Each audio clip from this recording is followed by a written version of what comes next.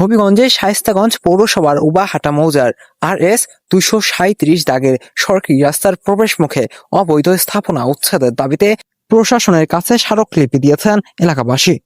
স্থানীয়দের অভিযোগ, শায়েস্তাগঞ্জ পুরান বাজার এলাকার কয়েকজন প্রভাবশালী ব্যক্তি সরকারি রাস্তার প্রবেশ মুখ দখল করে স্থাপনা নির্মাণ করায় হাজারো মানুষের চলাচল ব্যাহত হচ্ছে।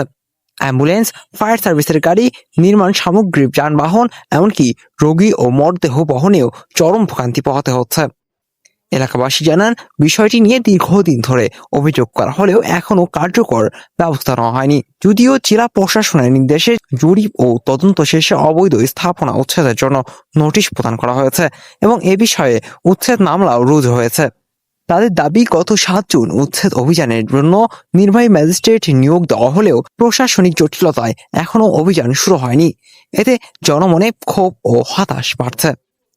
স্মারকলিপিতে এলাকাবাসী আগামী 23 জুনের মধ্যে অবৈধ স্থাপনা উচ্ছেদের দাবি জানিয়েছেন।